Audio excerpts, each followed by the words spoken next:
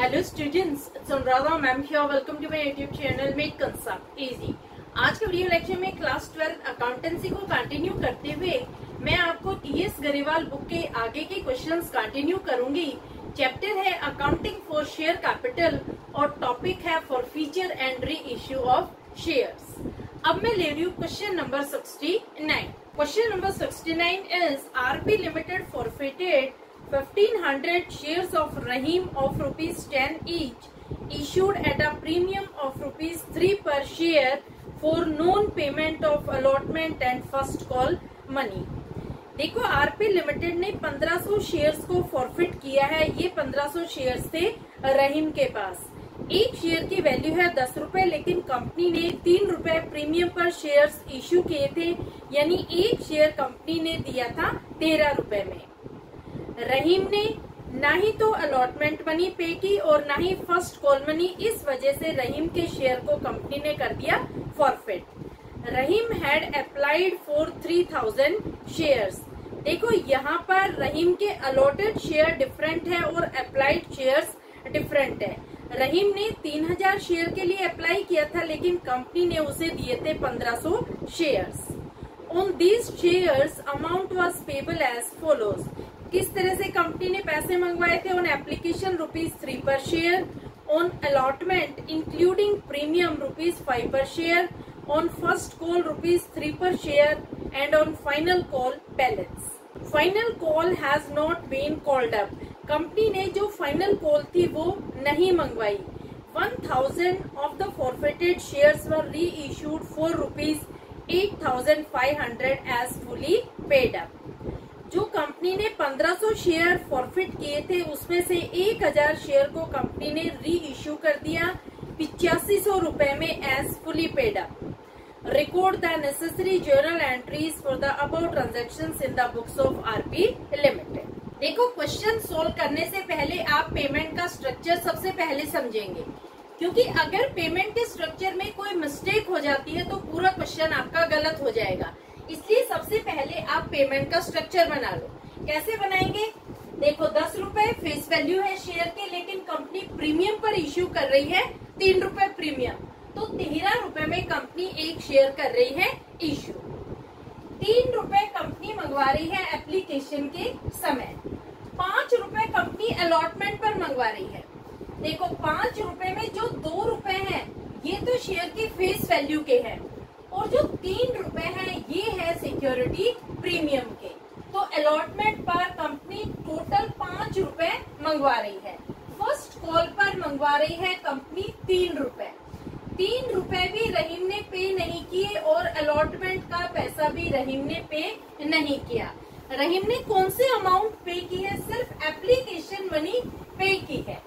अब देखो, एक इम्पोर्टेंट चीज क्या है कि कंपनी ने 2 रुपए बैलेंस अमाउंट यानी 2 रुपए जो फाइनल कॉल के हैं वो मंगवाए ही नहीं है। तो हम 2 रुपए की तो कोई बात ही नहीं करेंगे। हम कहाँ तक बात करेंगे? हम सिर्फ फर्स्ट कॉल तक बात करेंगे। समझ आ गया आपको पेमेंट का स्ट्रक्चर? अब देखो, रहीम ने जब अलॉटमेंट का पैसा नहीं दिया और फर्स्ट कॉल का पैसा नहीं दिया, तो रहीम के 1500 शेयर को कंपनी ने कर दिया फॉरफिट। लेकिन यहाँ पर रहीम ने अप्लाई किया था 3000 शेयर्स के लिए। ये बहुत इम्पोर्टेंट है, क्योंकि यहाँ पर अप्लाइड शेयर डिफरेंट है और अलॉटेड शेयर डिफरेंट। तो हमें सबसे पहले यहाँ पर कैलकुलेशन करके पता लगाना पड़ेगा कि रहीम ने अलॉटमेंट पर कितना पैसा नहीं दिया। अब देखो, एक इम्पोर्टेंट चीज और भी है क्वेश्चन में कि कंपनी ने जो 1500 फॉरफिटेड शेयर थे, इसमें से 1000 शेयर्स को कर दिया री इश्यू। री इश्यू यानी किसी और शेयर होल्डर को 1000 शेयर्स बेच दिए। किस रेट पर बेचे? 8500 रुपीज में 1000 शेयर्स बेच दिए as fully paid up. Fully paid up मतलब एक शेयर की वैल्यू थी 10 रुपए। तो ये सारी इंफॉर्मेशन है क्वेश्चन में गिवन। अब देखो, सबसे पहले आप बनाएंगे वर्किंग नोट। वर्किंग नोट में आपको क्या पता लगाना है? Allotment money not paid by Rahim. क्योंकि रहीम ने ना अलॉटमेंट का पैसा दिया और ना फर्स्ट कॉल का पैसा। ये कॉल्स इन एरियर अराइज हुआ है, इस वजह से कंपनी ने रहीम के शेयर को कर दिया फॉरफिट। तो देखो कैसे आप वर्किंग नोट बनाएंगे। सबसे पहले आप लिखेंगे एप्लीकेशन मनी रिसीव्ड। कंपनी को रहीम से एप्लीकेशन पर कितना पैसा मिला है।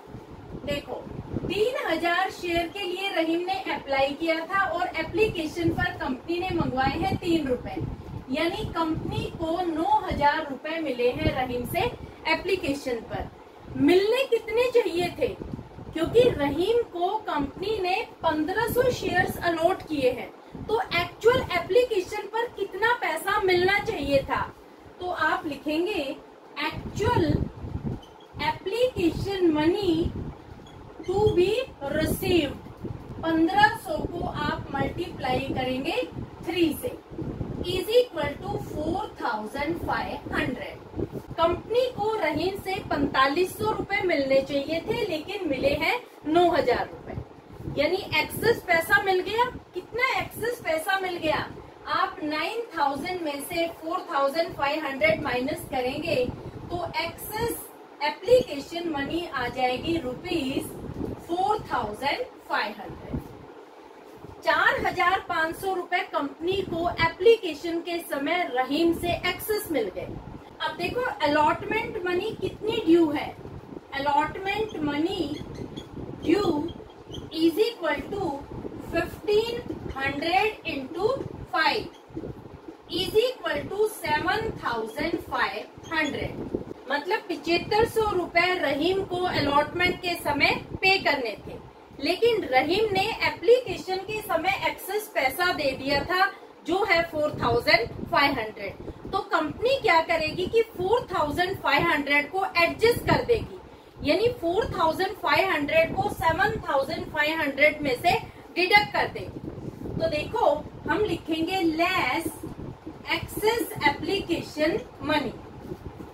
तो यहाँ पर 4500 माइनस कर देंगे तो अमाउंट आएगी नोट पेड बाय रहीम ₹3000, यानी 3000 रुपए रहीम ने अलॉटमेंट पर पे नहीं की। लेकिन देखो इस क्वेश्चन में एक बहुत बड़ा ट्विस्ट क्या है कि ये जो क्वेश्चन है ये है सिक्योरिटीज प्रीमियम का, और जब कंपनी को एक्सेस पैसा मिलता है तो सबसे पहले एक्सेस पैसे को कंपनी एडजस्ट करती है फेस वैल्यू में, और अगर पैसा बच जाता है तो कंपनी उसे एडजस्ट करती है सिक्योरिटीज प्रीमियम। तो देखो इस क्वेश्चन में जो 4500 है वो किस तरह से एडजस्ट किया जाएगा at the time of allotment. देखो अलॉटमेंट पर अमाउंट ड्यू कैसे हो रही है।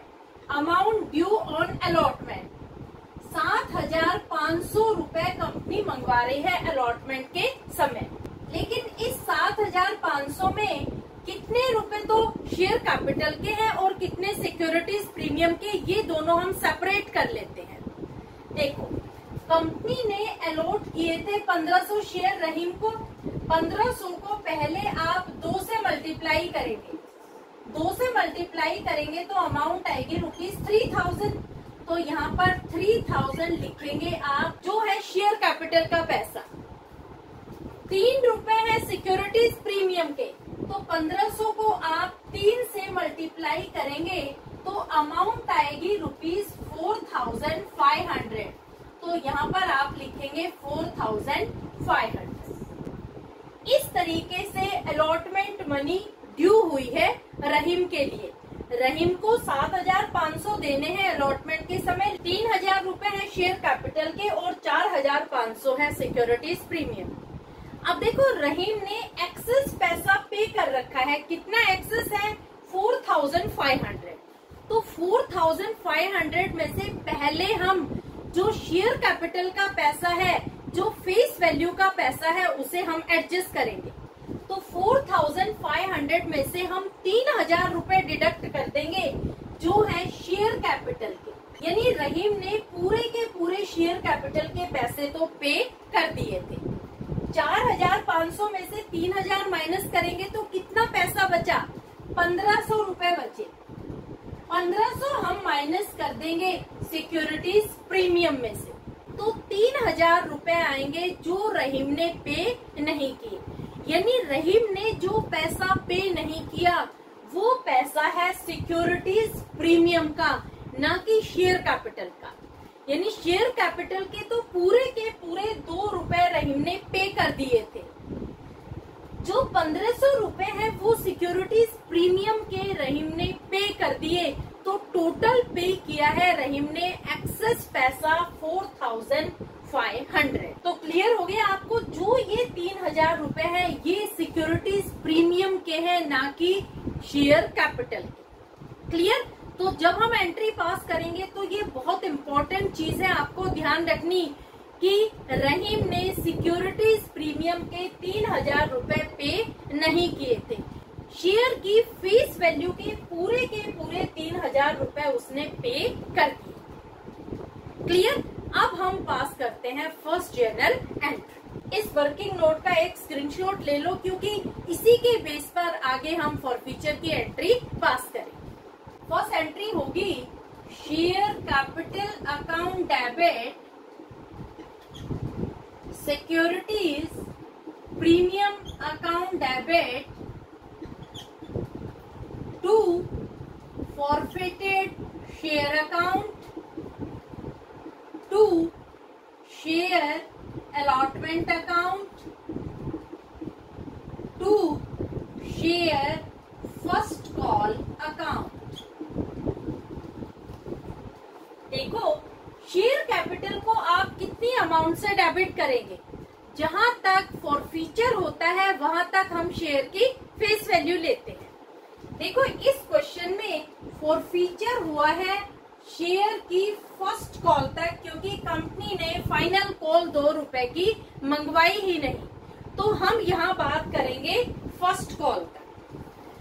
जब हम फर्स्ट कॉल तक बात करेंगे तो यहाँ पर सिक्योरिटी प्रीमियम के 3 रुपए को हम कर देंगे इग्नोर।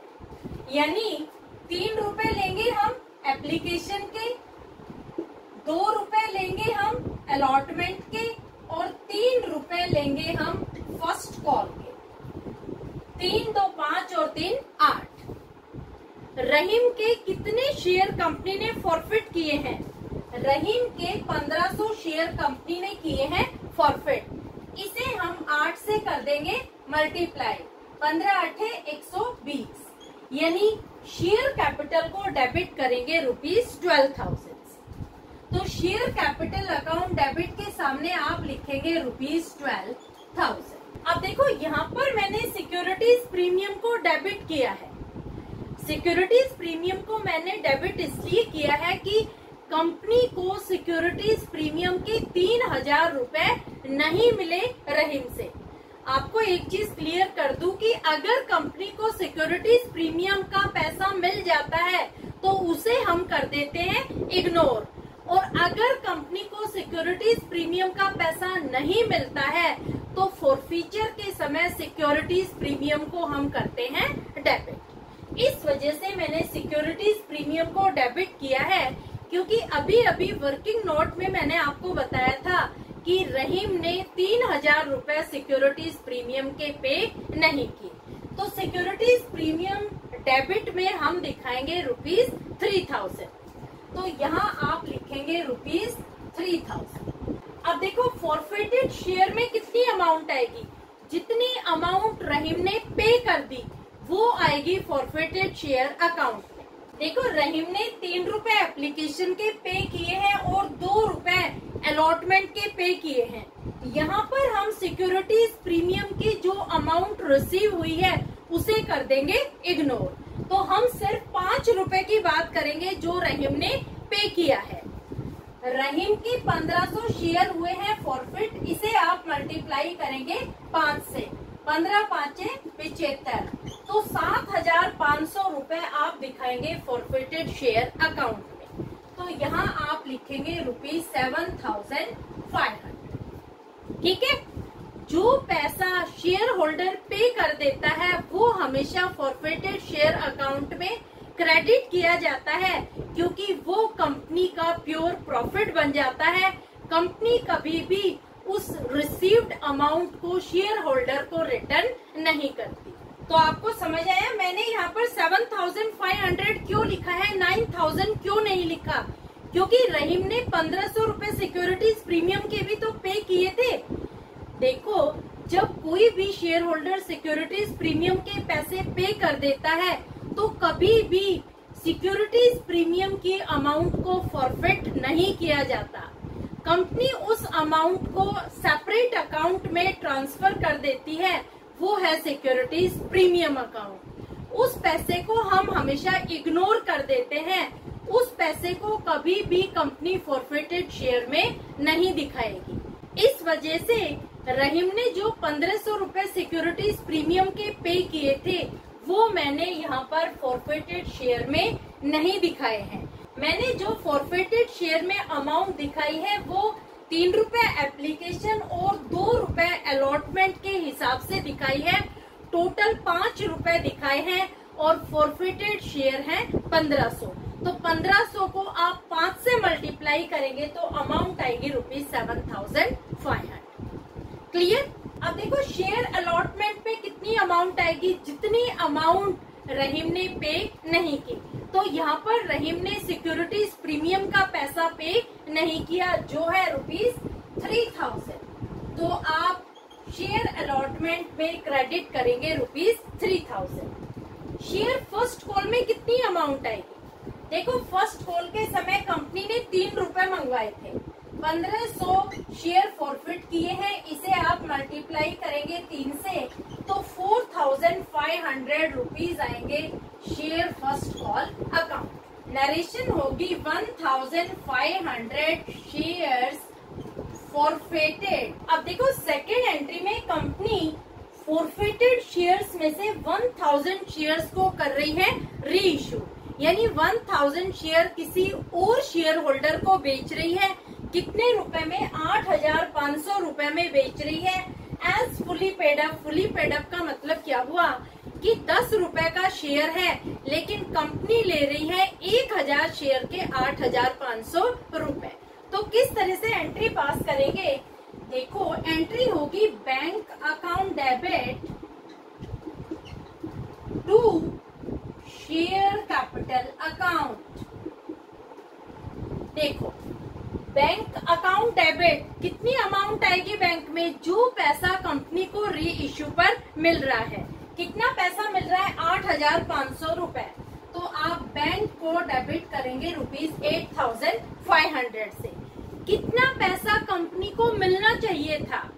जो अमाउंट कंपनी को मिलनी चाहिए थी वो हम क्रेडिट करते हैं शेयर कैपिटल अकाउंट में। कितने शेयर कंपनी री इश्यू कर रही है? देखो, कंपनी री इश्यू कर रही है 1,000 शेयर और 10 रुपए का एक शेयर है, यानी कंपनी को मिलने चाहिए थे 10,000 रुपए, लेकिन मिले कितने हैं? मिले हैं 8,500 रुपए, यानी कंपनी को नुकसान हुआ है। जो कंपनी को नुकसान हुआ है उसे हम करेंगे डेबिट। तो देखो, सबसे पहले तो आप शेयर कैपिटल को क्रेडिट करेंगे ₹10,000 से। तो यहाँ शेयर कैपिटल के सामने आप दिखाएंगे ₹10,000। 10,000 में से आप 8,500 माइनस करेंगे तो डिफरेंस आएगा ₹1,500। ये जो डिफरेंस है ये कंपनी डिस्काउंट दे रही है। इस डिस्काउंट को हम लिखते हैं फॉरफिटेड शेयर अकाउंट डेबिट। तो यहाँ हम लिखेंगे forfeited shares account debit. Amount है ₹1,500, यानी कंपनी को मिलने चाहिए थे 10,000 रुपए जब कंपनी 1,000 शेयर्स री इश्यू कर रही है एज फुली पेड अप के हिसाब से, लेकिन कंपनी को मिले हैं 8,500 रुपए, यानी कंपनी को लॉस हुआ है, कंपनी को नुकसान हुआ है। कितना नुकसान हुआ है? इन दोनों का डिफरेंस आप निकाल लेंगे। 10,000 में से 8,500 माइनस करेंगे तो डिफरेंस आएगा 1,500 रुपए। ये जो लॉस है ये कंपनी दे रही है डिस्काउंट। तो डिस्काउंट हमेशा कंपनी का लॉस होता है, इस वजह से इसे हम हमेशा करते हैं डेबिट। तो यहाँ हम लिखेंगे फॉरफिटेड शेयर अकाउंट डेबिट ₹1,500। समझ आ गया? नरेशन होगी 1000 shares reissued for ₹8,500 as fully paid up। ये होगी इसकी नच। तो दोनों एंट्री आपको समझ आ गई। अब देखो जो थर्ड एंट्री होती है उसमें हम फॉरफिटेड शेयर की अमाउंट को ट्रांसफर करते हैं कैपिटल रिजर्व। तो क्या यहाँ पर सारे के सारे 7,500 हम ट्रांसफर कर देंगे कैपिटल रिजर्व में? नहीं। क्यों नहीं? क्योंकि पहली बात तो ये कि कंपनी ने सारे के सारे फॉरफिटेड शेयर्स री इश्यू नहीं किए हैं। कंपनी ने 1500 शेयर्स में से 1000 शेयर किए हैं री इश्यू। तो सबसे पहले तो आपको फॉरफिटेड अमाउंट कैलकुलेट करनी होगी 1000 शेयर्स पर। तो इसके लिए आप बनाएंगे सेकंड वर्किंग नोट। देखो वर्किंग नोट किस तरह से बनाएंगे, ये आप स्क्रीनशॉट ले लो, मैं मिटा रही हूँ क्योंकि अब मैं बना रही हूँ सेकंड वर्किंग नोट। देखो सेकंड वर्किंग नोट आप कैसे बनाएंगे, forfeited amount on 1500 shares is equal to 7,500। तो forfeited amount on 1000 shares will be what? इसे आप कर देंगे क्रॉस मल्टीप्लाई। इसे आप कैसे लिखेंगे, 7,500 मल्टीप्लाइड बाय 1000 डिवाइडेड बाय 1500।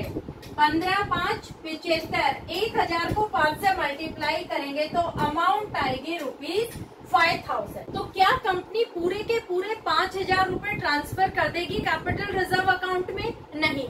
क्यों नहीं? क्योंकि जब कंपनी ने 1000 शेयर्स को री इश्यू किया था तो 1500 रुपए का डिस्काउंट भी तो दिया था। तो जो ये डिस्काउंट की अमाउंट है कंपनी इसे एडजस्ट करेगी फॉरफिटेड शेयर की अमाउंट से। तो 5,000 में से हम माइनस कर देंगे ₹1,500। तो रिमेनिंग अमाउंट आएगी ₹3,500। इसे ट्रांसफर किया जाएगा कैपिटल रिजर्व अकाउंट। क्लियर?